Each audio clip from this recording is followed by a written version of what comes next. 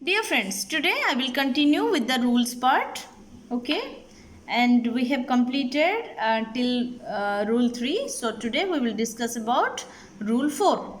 Fine. So rule 4 of the Patents Rules 2003 has the title Appropriate Office. Fine. That means in rule 4 we will discuss about what are the appropriate offices. Fine. So, subrule 1 says the appropriate office of the patent office shall, bit 1, for all the proceedings under the act be the head office of the patent office or the branch office as the case may be, within whose territorial limits. Clause A. The applicant or first mentioned applicant in case of joint applicants for a patent normally resides or has his domicile or has a place of business or the place from where the invention actually originated. Or clause B. The applicant for a patent or party in a proceeding, if he has no place of business or domicile in India, the address for service in India given by such applicant or party is situated. And bit 2, actually bit 2 is omitted. It is not in existence right now with effective from 5th May 2006. Okay, so friends, just take a look at the different types of colors I have used. Okay, so A subrule starts by the bit 1 we can say the appropriate office of the patent office shall. That means what will be the appropriate offices of the patent office? What will they? What are they? Now the head office of the patent office or the branch office. These are the appropriate offices. And there are some conditions. That's why it is written like as the case may be, within whose territorial limits.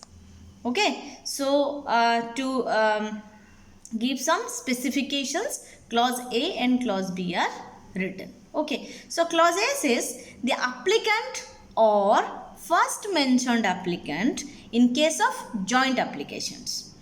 If it is individual application, then only the applicant. Okay, and if it is a joint application, then the first mentioned applicant. Fine. Normally resides or has his domicile or has a place of business or the place from where the invention actually originated. That means all these conditions will satisfy. Okay, fine. That means if these conditions are satisfied, then we can say the head office or the branch office of patent office, okay, will be the appropriate offices.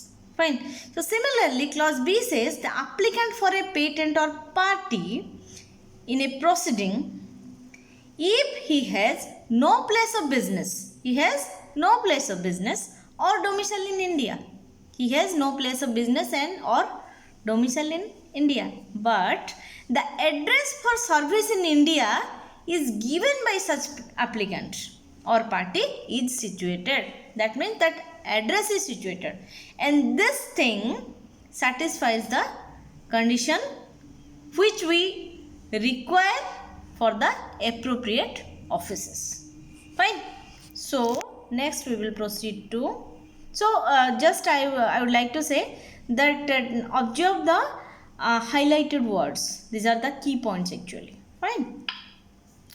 Next one is sorry, subrule 2. The appropriate office, once decided in respect of any proceedings under the act, shall not ordinarily be changed. That means in common situations, the appropriate office, once decided, will not change. Fine. Subrule 3 says, notwithstanding anything contained in subrule 2, the controller may transfer an application for patent so filed to head office or the case may be to branch office of the patent office. Okay, so what we have read? We have read in subrule 2 that ordinarily the appropriate office will not be changed. But in certain situations, without, we can say notwithstanding anything contained in subrule 2, In some situations, the controller, by his wish, he may transfer an application for patent so filed to head office or the branch office. As per the demand of the situation, the controller may transfer the application to the head office or the branch office. Fine. Next one is sub-rule 4. Notwithstanding anything contained in sub-rule 1, further application referred to in section 16 of the Act shall be filed at the appropriate office of the first mentioned application only.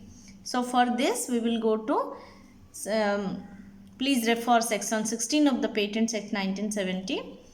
Okay, in respect of some division applications, you can verify this. So there a term called further application is mentioned. So here in sub-rule 4 it is written that further application referred to in section 16 of the Act shall be filed at the appropriate office of the first mentioned application only. Okay. Second is not allowed. Only first mentioned application. Fine. Next one is sub-rule 5. All further applications referred to section 16 of the Act filed in an office other than the appropriate office of the first mentioned application before the commencement of the Patents Amendment Rule 2013 shall be transferred to the appropriate office of the first mentioned application.